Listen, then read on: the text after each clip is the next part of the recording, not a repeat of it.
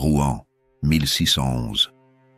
Une petite fille de 9 ans vient de perdre ses parents. Magdeleine Bavant ne sait pas encore que cette tragédie va sceller son destin et la mener tout droit vers l'une des affaires de sorcellerie les plus choquantes du XVIIe siècle. Son oncle Léon Sadoc, notable de la ville, la recueille mais la place immédiatement chez une lingère près de l'église. Cette décision apparemment banale va transformer l'enfant innocente en future sorcière. Dans cette maison de couture règne un franciscain nommé Bontemps. Ce moine a découvert un moyen pervers d'assouvir ses pulsions. Il convainc les apprentis qu'il peut les emmener au sabbat et les marier au diable Dagon. Pour rendre ses mensonges crédibles, il drogue les jeunes filles avec de la belladone et d'autres breuvages hallucinogènes. Magdeleine, à 14 ans seulement, devient sa proie favorite. Nuit après nuit, le moine abuse de l'adolescente en lui faisant croire qu'elle participe à des cérémonies sataniques. Dans son esprit troublé par les drogues, Magdeleine voit réellement des démons, entend des voix d'outre-tombe, ressent la présence du diable. Ces visions ne sont que le produit des substances que lui administre son bourreau, mais pour elle, elles sont absolument réelles. Le scandale finit par éclater. Bontemps est chassé de son ordre, mais le mal est fait. Magdeleine a désormais dans la tête des images terrifiantes qu'elle prend pour des souvenirs authentiques. Elle croit sincèrement avoir été l'épouse du diable pendant plusieurs années. Cette conviction inébranlable va la poursuivre toute sa vie et causer sa perte.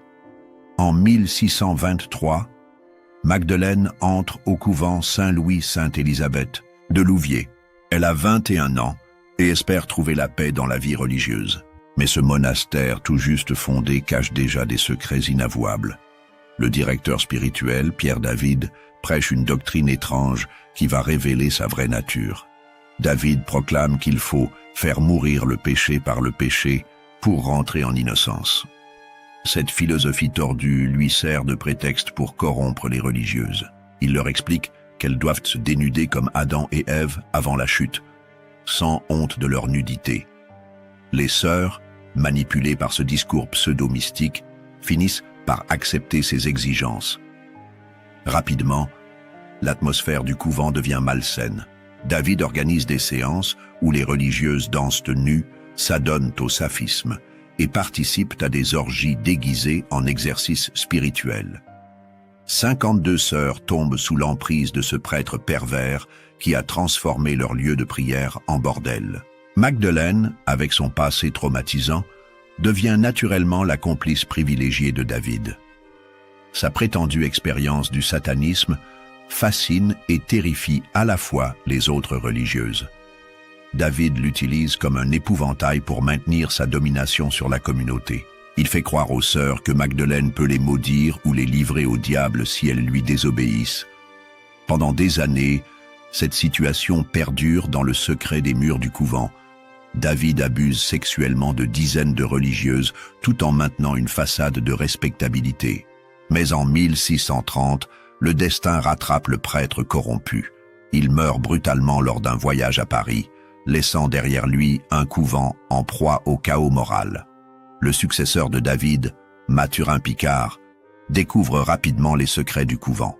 Loin d'être choqué, ce prêtre âgé y voit une opportunité inespérée d'assouvir ses propres perversions. Quand Magdeleine vient se confesser à lui et lui révèle son passé, Picard tombe littéralement sous son charme maléfique. Picard ne se contente pas de poursuivre l'œuvre de son prédécesseur. Il y ajoute sa propre spécialité, la magie noire. Ce prêtre érudit connaît les grimoires, maîtrise les rituels occultes et compte bien utiliser ses connaissances pour dominer complètement ses victimes. Magdeleine devient immédiatement sa cible principale. Le nouveau directeur emploie d'abord la séduction. Il fait nommer Magdeleine sacristine pour pouvoir la voir seule dans la chapelle. Il lui parle sans cesse d'amour divin, mélange savamment mysticisme et érotisme. Mais quand la jeune femme résiste à ses avances, Picard révèle sa vraie nature. Il s'attaque à elle pendant une maladie qui la laisse vulnérable et mourante. Profitant de sa faiblesse, il lui fait croire que David lui avait transmis des formules diaboliques avant de mourir et que seul lui peut la sauver de la damnation. Terrorisée à l'idée d'être possédée par des démons, Magdeleine accepte de se soumettre à Picard. Dès ce moment, le prêtre devient son maître absolu. Il lui administre les mêmes breuvages hallucinogènes que Bontemps des années plus tôt. Sous l'effet de ces drogues, Magdeleine a de nouveau des visions sataniques. Elle croit être transportée dans des sabbats, servir d'autel lors de messes noires, s'accoupler avec des démons. Picard, craignant que Magdeleine finisse par se confier à un autre prêtre, décide de l'enchaîner définitivement à lui par un moyen terrifiant. Il exige qu'elle signe un testament où elle promet de mourir quand il mourra et d'être dans l'au-delà, là où il sera. Cette promesse macabre terrorise la jeune femme qui se croit dès lors vouée à la damnation éternelle. Désormais propriétaire de l'âme de Magdeleine, Picard l'utilise pour tous ses caprices. Il l'emmène dans des sabbats secrets où elle est prostituée avec son vicaire Thomas Boulet et d'autres femmes. Ces orgies mêlent débauche et rituels sataniques dans un mélange écœurant de sexe et de sacrilège. Picard pousse le blasphème encore plus loin. Il utilise Magdeleine pour corrompre les autres religieuses par ce qu'il appelle ses charmes magiques. La méthode est précise et révoltante. Il trempe une hostie consacrée dans le sang de Magdeleine, puis l'enterre dans le jardin du couvent. Cette profanation est censée troubler l'esprit des sœurs et les rendre réceptives à ses manipulations. La technique fonctionne parfaitement. Une à une, les religieuses tombent sous l'influence de Picard. Elles participent aux orgies, se livrent à des pratiques sexuelles déviantes et finissent par croire, elles aussi, aux histoires de sabbats et de démons. Le couvent tout entier sombre dans la corruption. Picard va même jusqu'à rendre Magdeleine enceinte, bravant tout scandale. Pour masquer cette grossesse compromettante, il fait croire qu'elle porte l'enfant du diable, fruit de ses unions sataniques. Cette explication, aussi absurde soit-elle, est acceptée par les religieuses dont l'esprit a été complètement perverti. Sous l'effet constant des drogues administrées par Picard, Magdeleine développe un monde intérieur d'une richesse terrifiante. Elle décrit avec une précision saisissante ses prétendues aventures dans l'au-delà démoniaque. Ces récits, nourris par les stéréotypes de l'époque mais enrichis de détails personnels troublants, fascinent et épouvantent tous ceux qui les entendent. Elle raconte comment, lors d'un sabbat particulièrement grandiose, elle fut officiellement mariée au démon Dagon. La cérémonie se déroule dans une cathédrale inversée où tout est à l'envers. Les crucifix pendent la tête en bas, le sang remplace l'eau bénite, les prières sont récitées à rebours. Dagon apparaît sous la forme d'un jeune homme, d'une beauté surnaturelle, mais dont les yeux reflètent les flammes de l'enfer. L'union charnelle avec ce démon s'accompagne de souffrances indescriptibles. Magdeleine décrit des sensations de brûlure, comme si son corps était transpercé par des lames rougies au feu. Mais cette douleur physique s'accompagne d'un plaisir mystique qui la trouble profondément. Elle ne sait plus si elle doit fuir ces sensations ou les rechercher. Picard l'élève ensuite au rang de princesse du sabbat lors d'une cérémonie encore plus abominable. Pour sceller cette promotion diabolique, Magdeleine doit promettre d'ensorceler toute la communauté religieuse de Louviers. Cette promesse est ratifiée par la commission du crime de Sodome sur l'autel du diable, acte si ignoble qu'elle en garde une honte éternelle. Dans ses visions, elle participe à des messes noires où des enfants nouveau-nés sont sacrifiés et dévorés. Elle aide à préparer des maléfices en mélangeant des hosties consacrées avec du poil de bouc, des ossements humains et des substances innommables. Elle assiste à l'accouchement de sorcières qui donnent naissance à des créatures mi-humaines, mi-démoniaques. Forte de son nouveau statut de princesse du sabbat, Magdeleine devient l'instrument de Picard pour corrompre méthodiquement toutes les religieuses du couvent. Sa technique est redoutablement efficace. Elle se confie à chaque sœur individuellement, leur révélant des secrets sur leur avenir qu'elle prétend avoir appris au sabbat. Ces prédictions, habilement construites à partir d'observations psychologiques fines, se révèlent souvent exactes. Les religieuses, impressionnées par ces dons de clairvoyance, commencent à croire au pouvoir surnaturel de Magdeleine. Elle la supplie de les emmener avec elle dans ces assemblées mystérieuses où l'on peut connaître l'avenir. Picard et Magdeleine organisent alors de faux sabbats dans les caves du couvent. Ces séances mélangent habilement hallucinations provoquées par les drogues, manipulations psychologiques et orgies déguisées en rituels mystiques. Les religieuses, l'esprit embrumé par les substances psychotropes, croient réellement participer à des cérémonies démoniaques. Thomas Boulet, le vicaire de Picard, joue un rôle central dans ces mascarades. Déguisé en démon, grâce à des artifices théâtraux, il apparaît aux religieuses pour leur transmettre les ordres de Satan. Sa voix déformée par des techniques de ventriloquie semble venir d'outre-tombe. Les sœurs, terrorisées et fascinées, obéissent aveuglément à ses commandements. Progressivement, tout le couvent sombre dans la folie collective. Les religieuses passent leur journée à attendre la nuit pour participer au sabbat. Elles négligent leurs devoirs religieux, abandonnent leurs prières et ne vivent plus que pour ces moments d'extase démoniaque. L'établissement religieux est devenu un temple de Satan. La situation devient si grave que même les habitants de Louviers commencent à s'inquiéter. Des bruits étranges s'échappent du couvent la nuit, des lueurs suspectes filtrent par les fenêtres et l'on voit parfois des silhouettes danser nues dans les jardins. Mais personne n'ose affronter un prêtre respecté et ses saintes religieuses. En septembre 1642, Mathurin Picard meurt subitement d'une maladie foudroyante. Cette disparition brutale prive les religieuses de leur guide spirituel et de leurs fournisseurs de drogue. Privées de leurs substances hallucinogènes habituelles, elles commencent à ressentir un terrible manque qui se traduit par des symptômes physiques et psychologiques alarmants. Les premières manifestations apparaissent quelques semaines après la mort de Picard. Sœur Anne Barré de la Nativité, une religieuse particulièrement fragile psychologiquement, commence à avoir des convulsions spectaculaires. Son corps se tord dans des positions impossibles. Elle parle une langue inconnue et hurle que des démons la possèdent. Rapidement, le phénomène se propage à d'autres sœurs. Chacune prétend être habitée par un démon différent. Béhémonde, Acharon, Dagon, Ansitif, Léviathan. Ces entités maléfiques parlent par la bouche des religieuses pour raconter des histoires terrifiantes sur les sabbats passés et accuser Magdeleine d'avoir introduit le diable dans le couvent. Les symptômes sont de plus en plus spectaculaires. Les possédés parlent des langues anciennes qu'elles n'ont jamais apprises, révèlent des secrets sur la vie privée des gens du village et manifestent une force physique surhumaine. Leur corps se contorsionne dans des positions défiant les lois de l'anatomie, formant des arcs parfaits où seule la tête et les pieds touchent le sol. Certaines religieuses sont frappées par des forces invisibles qui laissent des marques sur leur peau. D'autres lévitent au-dessus de leur lit ou collent au plafond de leurs cellules pendant des heures.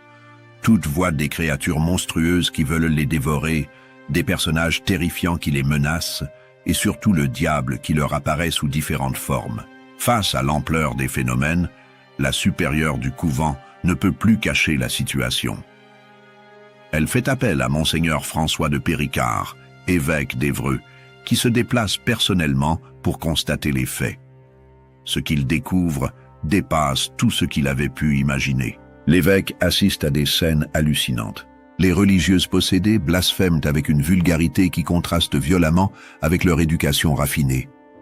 Elles révèlent des détails intimes sur la vie des habitants de Louviers qu'elles n'auraient jamais pu connaître normalement. Elles prédisent des événements futurs avec une précision troublante. Mais c'est surtout leur connaissance des secrets du couvent qui convainc l'évêque de la réalité de leur possession. Les démons racontent par le menu les orgies organisées par Picard, décrivent les sabbats auxquels participèrent les religieuses et révèlent l'existence de grimoires cachés dans les murs du monastère. Toutes les possédées accusent unanimement Magdeleine Bavent d'être à l'origine de leur malheur. Elles affirment qu'elle a appelé les démons, qu'elle leur a ouvert les portes du couvent et qu'elle continue de pratiquer la sorcellerie même après la mort de Picard. Face à ces accusations convergentes, l'évêque fait arrêter la malheureuse et l'enferme dans les prisons de l'officialité. Mais l'arrestation de Magdeleine ne calme pas les possessions. Au contraire, elles s'intensifient et deviennent encore plus spectaculaires. Les démons prétendent qu'ils ne partiront que lorsque leur princesse aura avoué tous ses crimes et révélé l'emplacement des objets maudits cachés dans le couvent. Dépassé par la situation, l'évêque fait appel au provincial des Capucins de Normandie, le père Esprit de Bosroger, réputé pour son expertise en matière d'exorcisme. Cet homme, convaincu de l'existence du diable et de sa présence active dans le monde, arrive à Louviers avec la ferme intention de libérer les religieuses de leurs démons. Le père Esprit de Bosroger organise des séances d'exorcisme publiques qui attirent des foules considérables. Nobles, bourgeois et simples paysans viennent de toute la Normandie pour assister à ces spectacles extraordinaires où l'on voit des religieuses défier les lois de la physique sous l'effet de leur possession. Le 2 mars 1643, en présence de l'évêque d'Évreux et de nombreux témoins, une séance d'exorcisme particulièrement mémorable a lieu. Les possédés révèlent des détails sur les crimes de Picard que personne ne connaissait, décrivent avec précision des lieux qu'elles n'ont jamais visités et parlent des langues étrangères avec un accent parfait. Mais c'est un incident imprévu qui va sceller le sort de Magdeleine. Amenée depuis sa prison pour assister à un exorcisme, elle se moque ouvertement du père Esprit de Bosroger quand celui-ci échoue à chasser un démon particulièrement récalcitrant. Cette impertinence est immédiatement interprétée comme la preuve qu'elle est elle-même possédée par Satan. Dès ce moment, Magdeleine devient la cible principale des exorcistes. On l'examine minutieusement pour trouver sur son corps la marque du diable, signe supposé de son pacte avec Satan. On découvre effectivement sur sa peau des traces suspectes, cicatrices bizarres, grains de beauté inhabituels, zones insensibles à la douleur. L'évêque d'Évreux prend personnellement en charge les interrogatoires de Magdeleine. Les séances se déroulent dans les caves humides de l'évêché, où la malheureuse est soumise à des pressions psychologiques intenses destinées à lui arracher des aveux complets. Les techniques employées sont redoutablement efficaces. On fait alterner période de jeûne complet et gavage forcé d'aliments avariés. On la prive de sommeil pendant des jours entiers, puis on la réveille brutalement quand elle commence à s'assoupir. On lui fait entendre en permanence des récits terrifiants sur les tourments de l'enfer qui l'attendent si elle ne confesse pas. Mais c'est surtout la confrontation avec les religieuses possédées qui brise la résistance de Magdeleine. Les démons parlent par leur bouche pour la menacer de supplices épouvantables, lui rappeler des détails intimes de son passé et lui promettre le pardon si elle avoue tout. Face à cette pression constante, la jeune femme finit par craquer. Ses premières confessions portent sur sa jeunesse chez la lingère. Elle avoue avoir été séduite par le moine Bontemps qui l'emmenait réellement au sabbat et l'avait mariée au démon Dagon. Elle décrit ces cérémonies avec un luxe de détails qui trouble profondément ses interrogateurs. Encouragée par l'accueil favorable fait à ses révélations, Magdeleine continue ses confessions en évoquant sa vie au couvent. Elle raconte comment Pierre David l'avait initiée au mystère de la sorcellerie, comment Mathurin Picard avait perfectionné son éducation diabolique et comment elle était devenue la princesse du sabbat. Plus Magdeleine parle, plus ses révélations deviennent précises et troublantes. Elle décrit les sabbats avec un réalisme saisissant qui convainc ses interrogateurs de leur authenticité. Selon elle, ces assemblées se déroulaient dans une dimension parallèle où les lois normales de la physique n'existent pas. Elle raconte comment les sorcières s'y rendaient en volant sur des balais faits d'os humains, comment elles traversaient les murs comme s'ils étaient de la fumée, comment elles pouvaient prendre l'apparence de n'importe qui pour commettre leurs méfaits. Ces détails, inspirés du folklore populaire mais enrichis de touches personnelles, rendent ces récits irrésistibles. Les descriptions des orgies sataniques sont particulièrement choquantes. Magdeleine explique comment les participants se livraient à tous les vices imaginables, sodomie, bestialité, nécrophilie, cannibalisme. Elle décrit des accouplements avec des démons aux membres surdimensionnés qui déchirent la chair de leurs victimes humaines. Mais c'est surtout son récit de la profanation des hosties qui scandalise le plus ses auditeurs. Elle explique comment, Les sorcières volèrent des hosties consacrées dans les églises, les souillaient avec leurs excréments, les piétinaient et s'en servaient pour composer des poisons magiques destinés à empoisonner les récoltes et le bétail. Elle avoue avoir participé à des messes noires où des nouveau-nés étaient sacrifiés sur l'autel. Ces enfants, nés de l'union entre sorcières et démons, étaient dévorés crus par l'assemblée après avoir été baptisés au nom de Satan. Leur sang servait à consacrer de nouvelles sorcières et leur chair à préparer des onguents magiques. Plus ces confessions avancent, plus Magdeleine implique d'autres personnes dans ses accusations. Elle prétend avoir vu au sabbat de nombreuses personnalités respectées de la région. Nobles, bourgeois, prêtres et même des religieuses d'autres couvents. Ces révélations sèment la panique dans toute la Normandie. Parmi les accusés figure Thomas Boulet, le vicaire de Picard, que Magdeleine présente comme son complice principal dans l'organisation des sabbats. Elle affirme qu'il célébrait des messes noires, qu'il participait aux orgies démoniaques et qu'il recrutait de nouvelles adeptes parmi les jeunes filles de la région. Elle accuse également Pierre David, le premier directeur du couvent, d'avoir été un magicien de premier plan qui possédait une bibliothèque secrète de grimoires et de livres interdits. Selon elle, c'est lui qui avait enseigné à Picard les rudiments de la sorcellerie et lui avait transmis ses pouvoirs diaboliques avant de mourir. Mais c'est surtout l'implication supposée de Françoise Gauguin, une dame de la noblesse locale, qui fait sensation. Magdeleine affirme l'avoir vue présider certains sabbats en tant que reine des sorcières et organiser le recrutement de nouvelles adeptes dans la haute société normande. Ces accusations créent un climat de terreur dans toute la région. Chacun soupçonne son voisin d'être secrètement au service de Satan.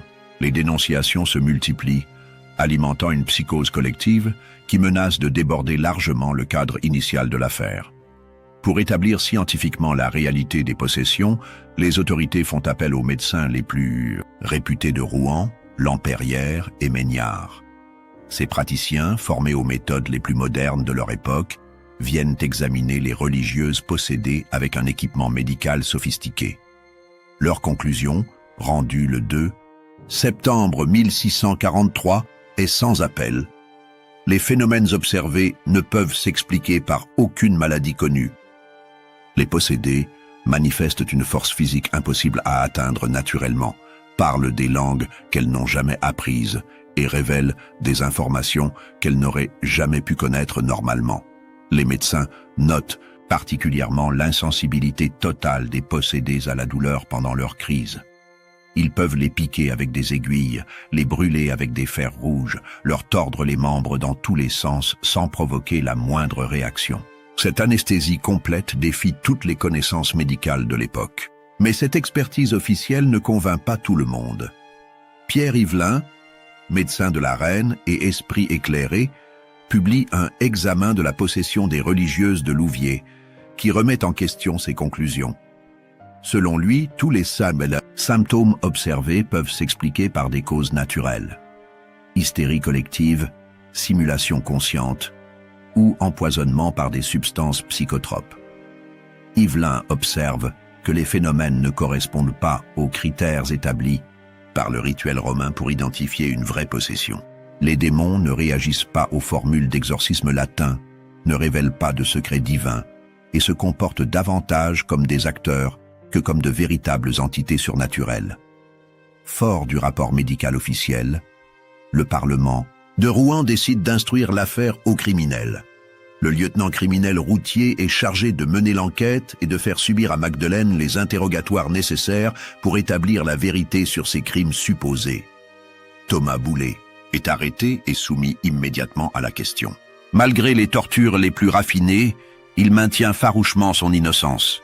Il jure n'avoir jamais participé au sabbat décrit par Magdeleine, ni avoir célébré des messes noires, et affirme que toutes ces accusations ne sont que pure invention. Sa résistance héroïque impressionne même ses bourreaux. Soumis à l'estrapade, les membres disloqués par la torture, le visage tuméfié par les coups, il continue de clamer son innocence avec une conviction qui trouble profondément les juges. Certains commencent à douter de la véracité des accusations portées contre lui. Parallèlement, l'enquête sur Magdeleine révèle des éléments troublants.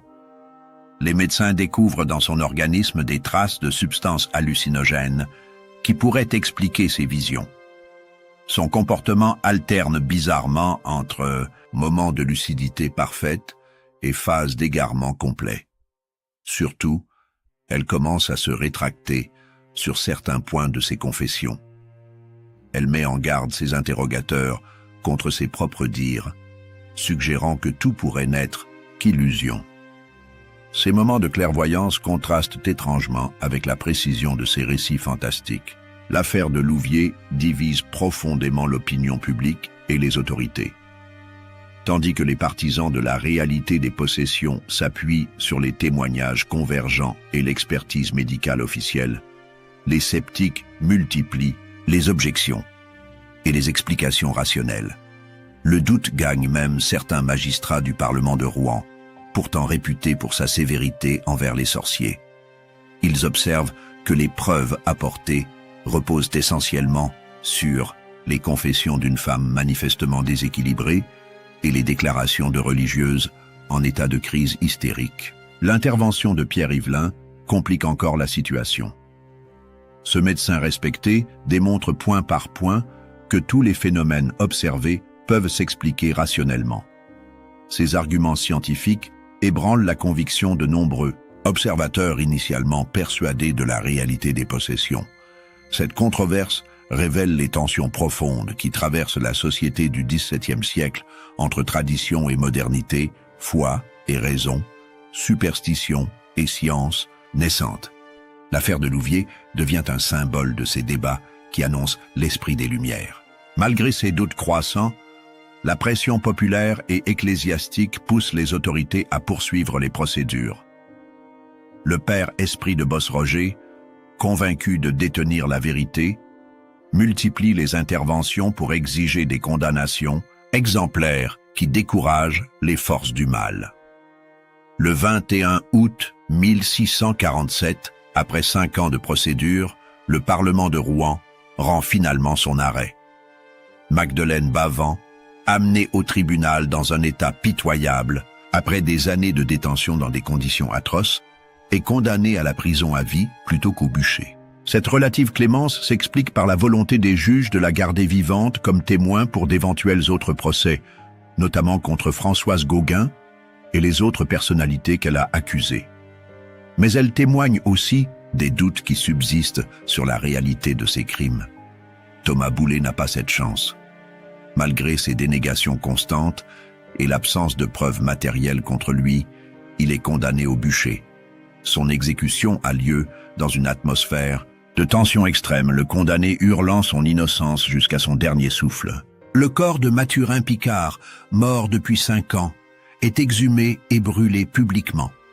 Cette condamnation post-mortem, spectaculaire mais symbolique, vise à purifier le lieu de ses méfaits supposés et à apaiser l'opinion publique traumatisée par ces révélations.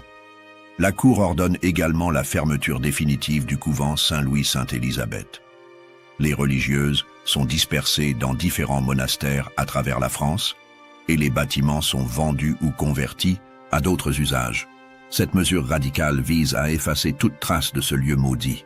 Après sa condamnation, Magdeleine est transférée à la prison de Rouen, où elle passera ses dernières années dans des conditions effroyables.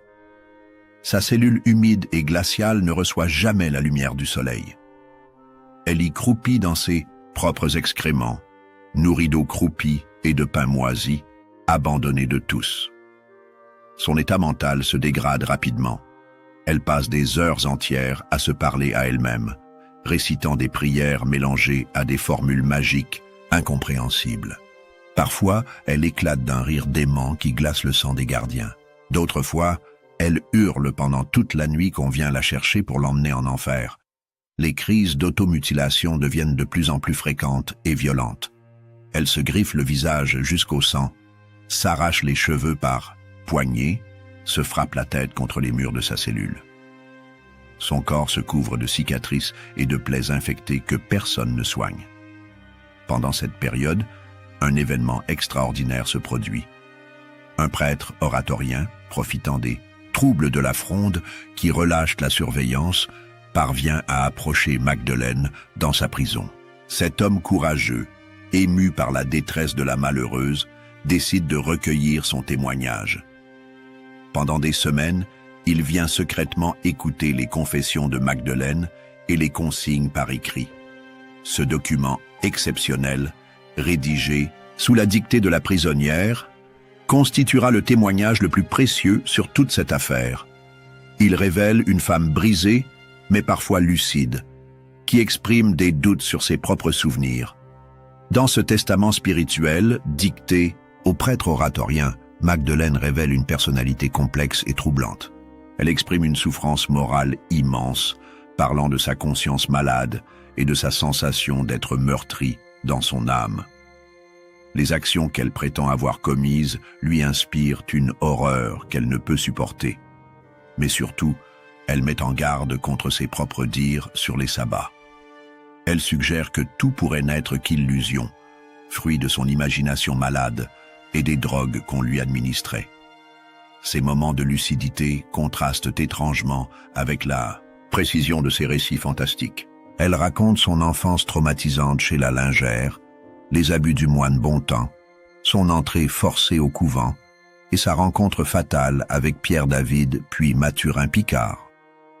Sa version des faits, libérée de la pression des interrogatoires, révèle une victime plutôt qu'une coupable. Magdeleine évoque également les autres religieuses du couvent avec une tendresse inattendue. Elle regrette de les avoir entraînées dans ces folies et exprime l'espoir qu'elles ont trouvé la paix dans leur nouvelle vie. Cette compassion révèle un cœur resté humain malgré toutes les épreuves. Le récit se termine sur une note poignante. Magdeleine exprime sa certitude de mourir bientôt et son espoir d'être enfin pardonnée par Dieu. Elle demande qu'on prie pour son âme et qu'on n'oublie pas qu'elle fut avant tout une victime de la perversité des hommes. Magdeleine Bavent s'éteint en 1652, 10 ans après le début de l'affaire et 5 ans après sa condamnation. Elle meurt seule dans sa cellule, retrouvée le matin par un gardien indifférent. Son corps amaigri et couvert de plaies témoigne des souffrances endurées pendant ces dernières années. Aucune cérémonie religieuse ne marque sa disparition. Son corps est jeté dans une fosse commune, avec ceux des criminels de droit commun. Aucune pierre tombale ne porte son nom. Aucune prière n'accompagne son passage vers l'au-delà. La femme, qui avait terrorisé toute la France, disparaît dans l'anonymat le plus complet. Cependant, sa mort ne clôt pas complètement l'affaire. Certaines des personnalités qu'elle avait accusées sont encore poursuivies par la justice. Françoise Gauguin, notamment, fait l'objet d'une enquête approfondie qui ne donnera finalement aucun résultat probant. L'opinion publique, lassée par des années de procédures judiciaires et troublée par les contradictions de l'affaire, finit par se détourner de ces questions. L'attention se porte sur d'autres scandales, d'autres affaires, d'autres peurs collectives.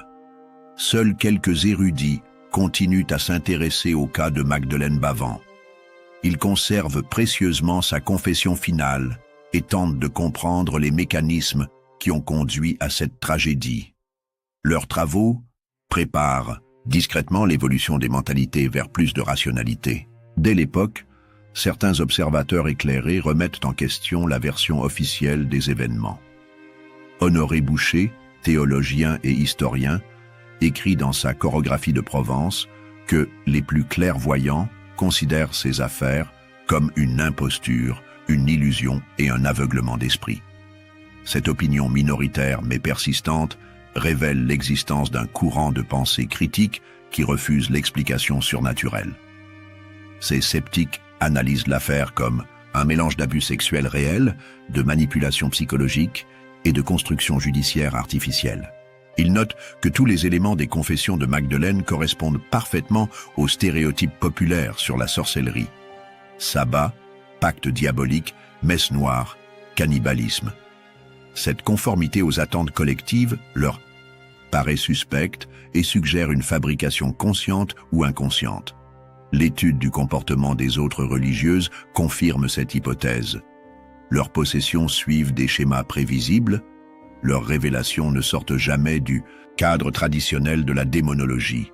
et leur crise cesse mystérieusement quand elles changent d'environnement.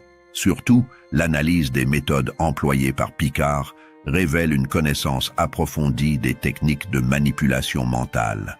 L'usage de drogues hallucinogènes, la privation sensorielle, les rituels répétitifs, tout concourt à altérer la perception de la réalité chez ses victimes. L'affaire de Louviers marque un tournant dans l'évolution de la justice française face aux accusations de sorcellerie. Les hésitations du Parlement de Rouen, les expertises contradictoires et les doutes exprimés par certains magistrats témoignent d'un changement de mentalité progressif. Cette évolution s'explique en partie par l'influence croissante de la méthode scientifique dans l'évaluation des preuves. Les médecins comme Pierre Yvelin introduisent des critères d'objectivité qui remettent en question les certitudes traditionnelles sur le surnaturel.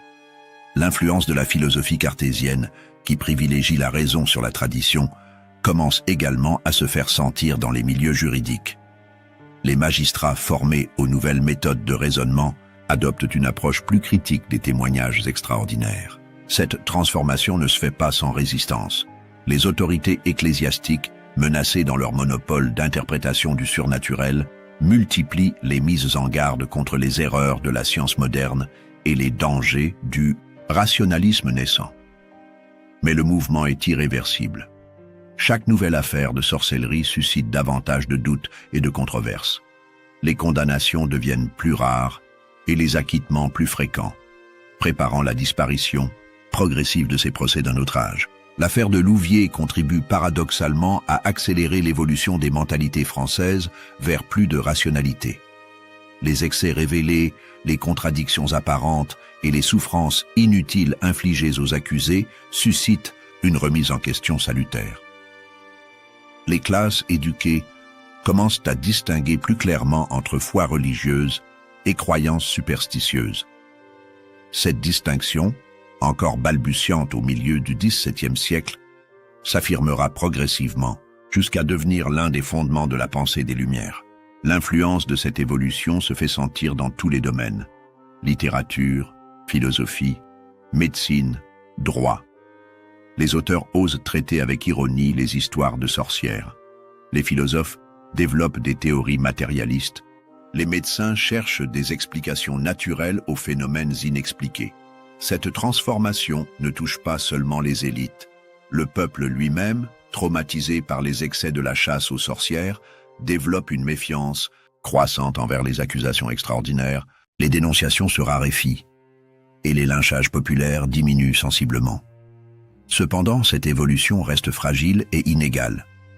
Les périodes de crise politique ou sociale voient ressurgir régulièrement les vieilles peurs et les anciens réflexes.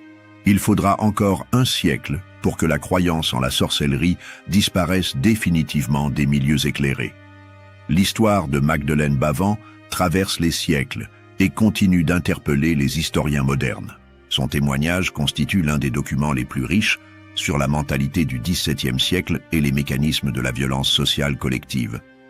Les historiens y trouvent des informations précieuses sur la condition féminine de l'époque, les abus du clergé, les techniques de manipulation psychologique et l'évolution de la justice française. Ce cas d'école illustre parfaitement la rencontre entre réalité sociale et fantasme collectif. L'analyse moderne révèle que Magdeleine fut probablement victime d'un processus complexe mêlant abus sexuels précoces, conditionnement psychologique, administration de drogues hallucinogènes et pression judiciaire. Sa sorcellerie n'était que le produit de ces traumatismes accumulés. Cette interprétation ne diminue en rien l'intérêt historique de son témoignage. Au contraire, elle éclaire les mécanismes par lesquels une société construit ses boucs émissaires et projette ses peurs sur des victimes désignées. Ces processus restent malheureusement d'actualité. L'affaire de Louviers anticipe également sur les débats contemporains autour de la mémoire traumatique, de la suggestion thérapeutique et de la fiabilité des témoignages. Les questions soulevées par le cas de Magdeleine Bavent résonnent encore dans nos tribunaux modernes. L'histoire tragique de Magdeleine Bavent offre des leçons importantes pour notre époque. Elle illustre les dangers de la manipulation psychologique les risques de la suggestion collective et la fragilité de la justice face aux émotions populaires. Son témoignage révèle comment des traumatismes précoces peuvent déformer la perception de la réalité et créer des souvenirs de faits qui ne se sont jamais produits. Cette problématique reste d'actualité dans de nombreux domaines. Thérapie de la mémoire retrouvée, témoignages d'enfants, déposition sous hypnose. L'affaire montre également comment des personnages pervers peuvent exploiter la vulnérabilité de leurs victimes pour assouvir leurs pulsions. Les techniques employées par les prêtres corrupteurs de Louviers, isolement, chantage affectif, manipulation doctrinale, se retrouvent dans tous les cas de prédation contemporain. La dimension collective du phénomène interpelle aussi notre modernité. Comment des communautés entières peuvent-elles sombrer dans la folie collective? Comment des individus normalement sensés peuvent-ils adhérer à des croyances manifestement absurdes? Ces questions restent pertinentes à l'ère des réseaux sociaux et de la désinformation. Enfin, l'évolution de l'expertise médicale et judiciaire dans cette affaire préfigure nos débats actuels sur la place de la science dans l'établissement de la vérité judiciaire. Les controverses entre Pierre Yvelin et ses confrères annoncent les polémiques contemporaines sur l'expertise psychiatrique ou médico-légale. L'histoire de Magdeleine Bavan dépasse largement le cadre d'un simple fait divers du XVIIe siècle. Elle constitue un miroir troublant de l'humanité, révélant nos faiblesses, nos peurs et notre capacité à créer le mal que nous prétendons combattre. Cette femme, victime dès l'enfance d'hommes sans scrupules, devient progressivement le symbole de tout ce que sa société rejette et redoute. Sa trajectoire illustre parfaitement le processus de fabrication des boucs émissaires sur lesquels se cristallisent les angoisses collectives. Mais son histoire révèle aussi la capacité de résistance de l'esprit humain face à l'adversité. Malgré les traumatismes, les manipulations et les tortures, Magdeleine conserve jusqu'au bout des moments de lucidité qui témoignent de sa dignité intacte. L'évolution de l'affaire montre enfin comment les sociétés peuvent progresser vers plus de rationalité et d'humanité. Les doutes exprimés par certains contemporains, les remises en question de la science naissante et l'évolution progressive de la justice témoignent de cette capacité d'amélioration. Aujourd'hui encore, l'histoire de Magdeleine Bavan nous interpelle sur notre propre rapport à la vérité, à la justice et à la différence. Elle nous rappelle que la vigilance est le prix de la liberté et que la raison reste notre meilleur rempart contre la barbarie. Cette nonne qui avoua avoir couché avec le diable nous lègue finalement un message d'espoir. Même dans les périodes les plus sombres, des voix s'élèvent pour défendre la vérité et la dignité humaine. C'est peut-être là son véritable héritage, plus précieux que tous les grimoires et sortilèges qu'on lui attribuait. L'affaire de Louviers se referme ainsi sur une note ambiguë, mélange de tragédie personnelle et de progrès collectif. Magdeleine Bavan disparaît dans l'oubli, mais son témoignage survit pour éclairer les générations futures sur les dangers qui menacent toute société et les moyens de s'en prémunir. Son histoire nous enseigne que la véritable sorcellerie réside peut-être dans notre capacité à transformer des victimes en coupables, des faibles en monstres et des souffrances individuelles en spectacles collectifs. Comprendre ces mécanismes reste notre meilleure défense contre leur répétition. Add to conversation.